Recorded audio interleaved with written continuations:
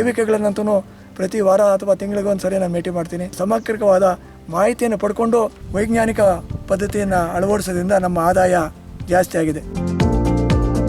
ಪದವೀಧರನಾಗಿ ವ್ಯವಸಾಯಕ್ಕೆ ಬಂದಾಗ ಈ ಸಮಗ್ರ ಕೃಷಿಯನ್ನು 26 ಎಕರೆಯಲ್ಲಿ ಒಂದು 6 ಎಕರೆ ಮಾವು ಇದೆ, 3 ಎಕರೆ ನೇರಳೆ ಇದೆ, 3 ಎಕರೆ ದಾಳಿಂಬರಿ ಇದೆ, ಅರ್ಧ ಎಕರೆ ಡ್ರ್ಯಾಗನ್ ಫ್ರೂಟ್, ಕ್ಯಾಪ್ಸಿಕಮ್ ಒಂದು 2 ಎಕರೆ, ಮತ್ತೆ ರಾಗಿ 1 ಎಕರೆ, ಹೂವು 2 ಎಕರೆ ಇದೆ, ಜೋಳ 2 ಎಕರೆ, ಮತ್ತೆ ಕ್ಯಾಬೇಜ್ 2 ಎಕರೆ ಇದೆ. ಹಸಿರು ಮನೆ ಬೆಡ್ ಸಿಸ್ಟಮ್ ಅಂತ ಬಂದಿದೆ. ಬೇಸಿಗೆ ಕಾಲದಲ್ಲಿ ಉಳುಮೆ ಮಾಡಿ ಒಣಗಿಸಿ 5 ಅಡಿ ಬೆಡ್ಡಲ್ಲಿ ಮಾಡ್ತೀರಿ.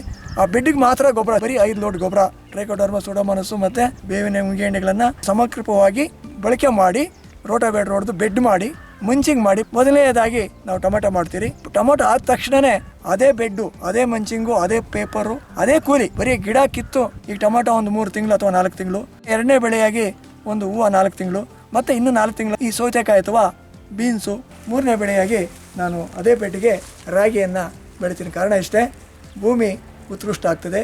ಅಲ್ಲಿರ್ತಕ್ಕಂಥ ಹೆಚ್ಚಾಗಿರ್ತಕ್ಕಂಥ ರಾಸಾಯನಿಕ ಗೊಬ್ಬರಗಳನ್ನು ಈ ರಾಗಿ ಎಲ್ಲ ಹೀರ್ಕೊಂಡ್ಬಿಟ್ಟು ನಮ್ಮ ಭೂಮಿಯನ್ನು ಉತ್ಕೃಷ್ಟ ಮತ್ತು ಫಲವತ್ತೆ ಮಾಡ್ತದೆ. ಒಂದು ಬೆಳೆಯಲ್ಲಿ ರೇಟ್ ಬಲ ಇಲ್ಲ ಅಂದ್ರೂ ಕೂಡ ರೈತನು ಇನ್ನೆರಡು ಬೆಳೆಯಿಂದ ಬೆಲೆ ಬಂದೇ ಬರುತ್ತೆ. ಈ ಹವಾಮಾನ ವೈಪರೀತ್ಯಗಳ ಕೂಡ ನಾವು ರಾಗಿ ಕಟಾವು, ಭತ್ತ ಕಟಾವು, ಜೋಳ ಕಟಾವು ಇಂಥ ಎಲ್ಲ ಸಮಯಗಳಲ್ಲಿ ಕೂಡ KVKಗಳವರು ಎಲ್ಲ ಮೊಬೈಲ್ ಕೂಡ ಮೆಸೇಜ್ ಬರ್ತಾ ಇರ್ತದೆ. ವಾರಕ್ಕೆ ಮುಂಚೆನೇ ಬರುತ್ತೆ, ಈ ಥರ ಗಾಳಿ ಸ್ಟಾರ್ಟ್ ಆಗಿದೆ, ಮಳೆ ಬರುತ್ತೆ ಇಂಥ ದಿವಸ ಅಂತ. ನೋಡಿಕೊಂಡು ನಾವು ಕಟಾವು ಮಾಡಿದಾಗ ಅದರಿಂದ ನಮಗೆ ಲಾಭ ಆಗ್ತದೆ. ನಮ್ಮ ಕೃಷಿ ವಿಜ್ಞಾನಿಗಳು ಮತ್ತು KVKಗಳು ಈ ಕಂಡಿಡ್ತಕ್ಕಂಥ ಹೊಸ ಹೊಸ ತಳಿಗಳನ್ನು ಆಯ್ಕೆ ಮಾಡ್ತಾ ಇದ್ದೀನಿ. ನೋಡಿ, ನೀವು ನೋಡ್ತಾ ಇರ್ಬೋದು, ಇಂಡಾಪ್ 7 ಅಂತ ಚಳಿಗಾಲದ ಬರೀ 90 ರಿಂದ 95 ದಿನದಲ್ಲಿ ಬೆಳೆ ಬರ್ತದೆ. ಎಷ್ಟು ಯಥೇಚ್ಛವಾಗಿ ತೆನೆ ಬಂದಿದೆ ಅಂತ.